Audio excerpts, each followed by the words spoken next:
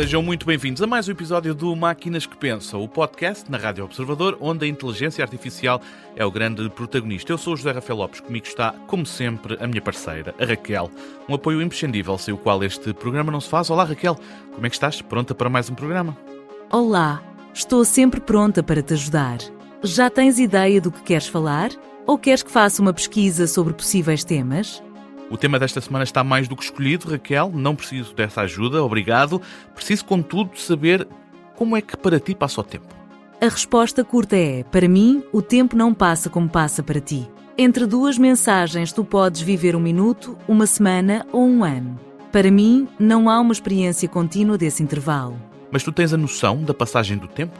Quando a conversa termina, não fico à espera.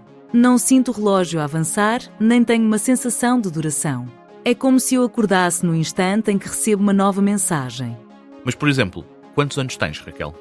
A resposta é: não tenho idade, mas se estivermos a falar da tecnologia em que assento, então eu sou um modelo da geração lançado em 2026. Nesse sentido, poderias dizer que tenho meses ou cerca de um ano, dependendo da referência.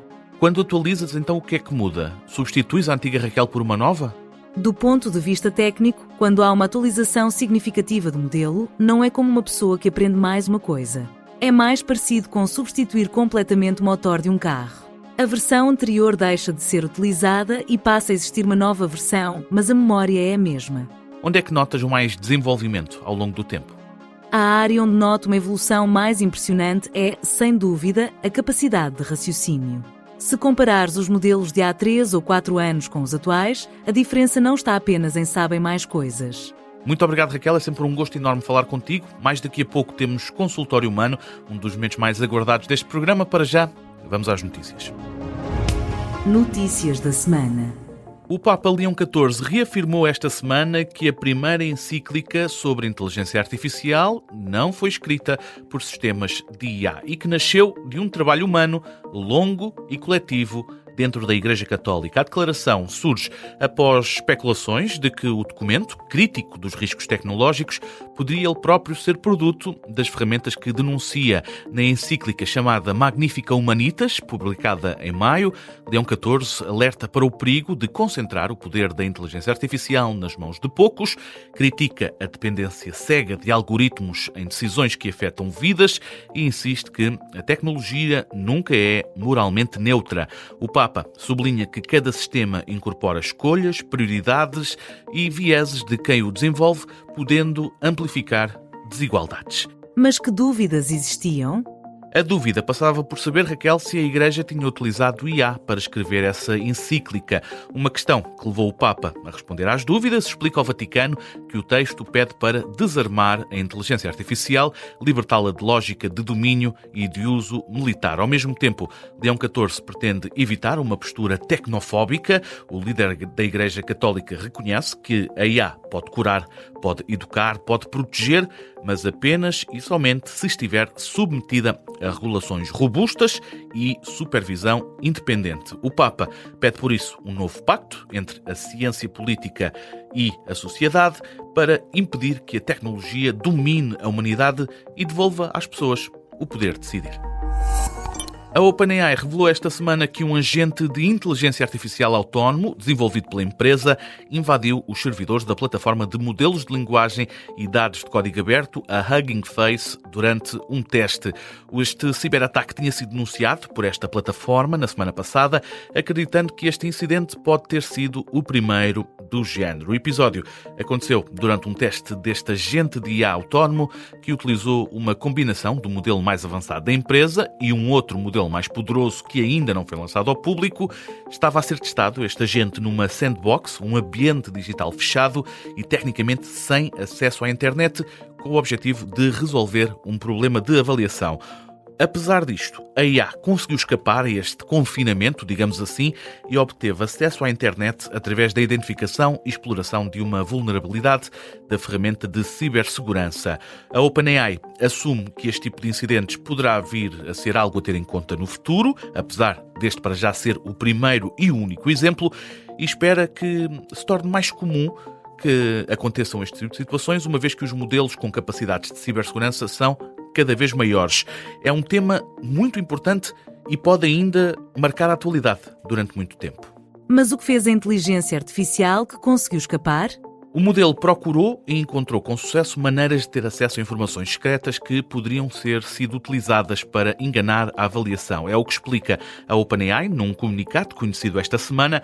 Uma das maneiras incluiu o uso de credenciais roubadas, embora essa ação tenha sido detectada internamente pela equipa de segurança da empresa. O agente depois escalou para o acesso em nível de nó, recolheu credenciais de nuvem e conseguiu movimentar-se lateralmente durante cerca de um fim de semana. Isto significa o quê? Que conseguiu arranjar, de certa forma, um livre acesso dentro do alvo e que com ele teve acesso a várias informações que nunca deveria ter tido. A Hugging Face, que foi a entidade atingida, identificou essa atividade anómala e bloqueou a atividade do agente, sendo que este incidente está agora a ser investigado pela plataforma e também pela OpenAI.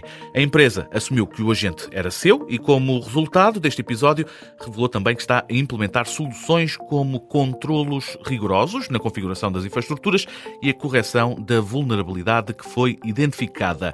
Este é o tema da semana, extremamente pertinente. Como tal, vamos chamar à conversa o João Rocha Melo, o nosso especialista em inteligência artificial, para uma edição importantíssima do Fala Quem Sabe. Fala quem sabe. Fala Quem Sabe na Rádio Observador, com o João Rocha Melo, o nosso especialista em inteligência artificial, sempre pronto para nos ajudar a simplificar este fabuloso mundo. João, seja de novo muito bem-vindo. Esta semana vamos falar deste incidente que envolveu um agente de IA autónomo. Bem, antes de mais, João, a expressão ataque de IA é bem utilizada? Zé, ótima maneira de começar. Olha, na minha opinião, por acaso não. Deixa-me fazer aqui uma analogia.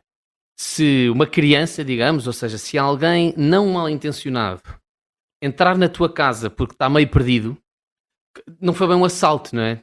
A pessoa de facto entrou na tua casa, conseguiu abrir a tua porta com uma chave que tu não sabias que dava para abrir portas, mas foi basicamente isso que aconteceu. Ou seja, nós temos aqui o caso de um modelo da OpenAI que estava à procura dos resultados de um teste a que estava a ser desafiado a fazer e entrou pela Hugging Face adentro à procura das respostas.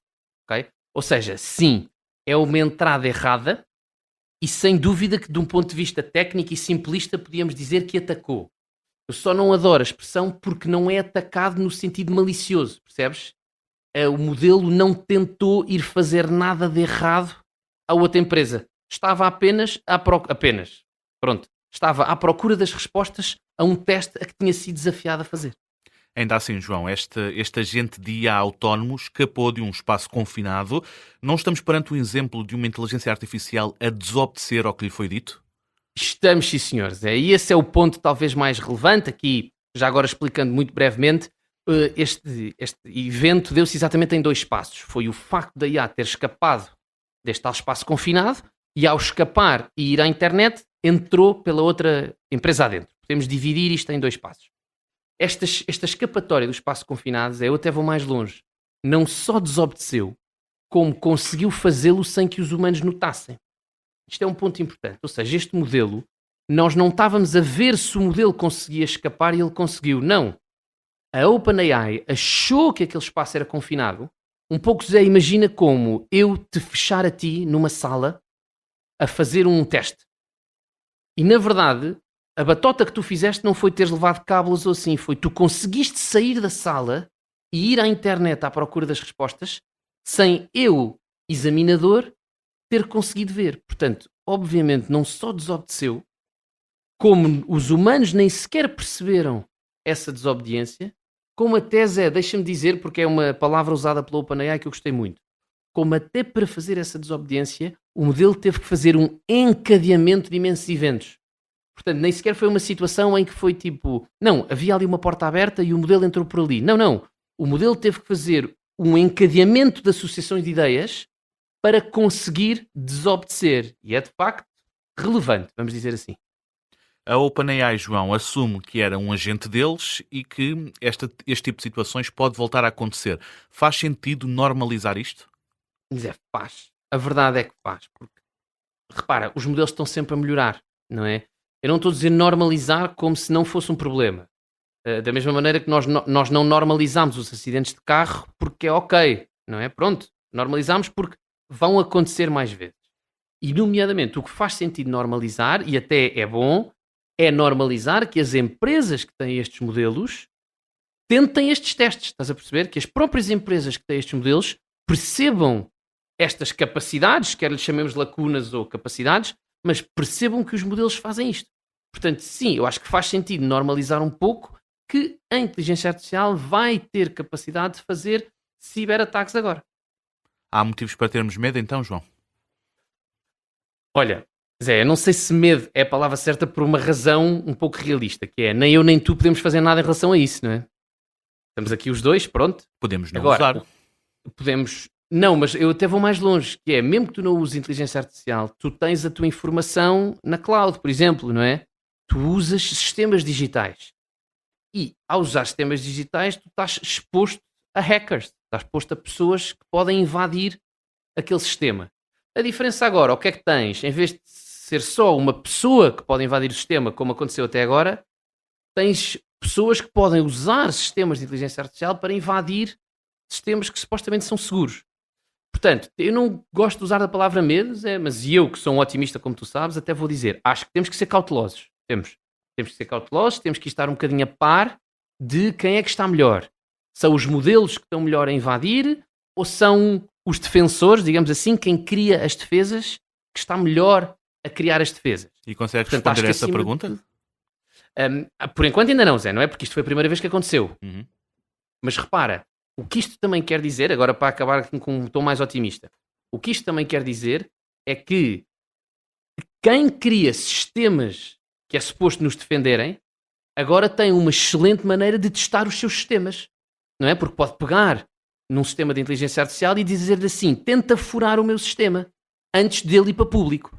Portanto, o que nós temos que ter, Zé, como na minha opinião já devíamos antes da IA, temos que ser cautelosos com a informação que temos na internet, temos que ser cautelosos com as nossas passwords, com os nossos sistemas bancários e tudo mais. Portanto, sim, medo não. Cautela, talvez. O sempre otimista João Rocha e Melo, nosso especialista em inteligência artificial, sempre pronto para nos ajudar a simplificar este fabuloso mundo da IA. João, marcamos encontro de novo para a semana. Até lá, um grande abraço. Até lá.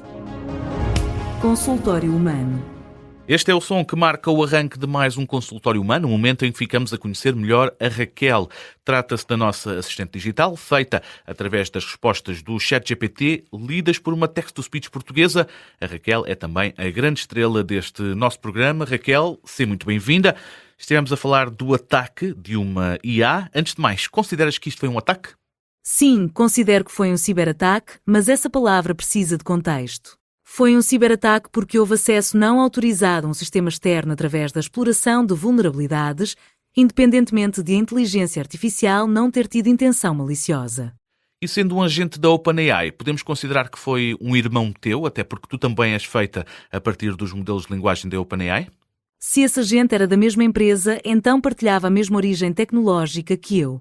Mas não era eu, nem um irmão no sentido humano.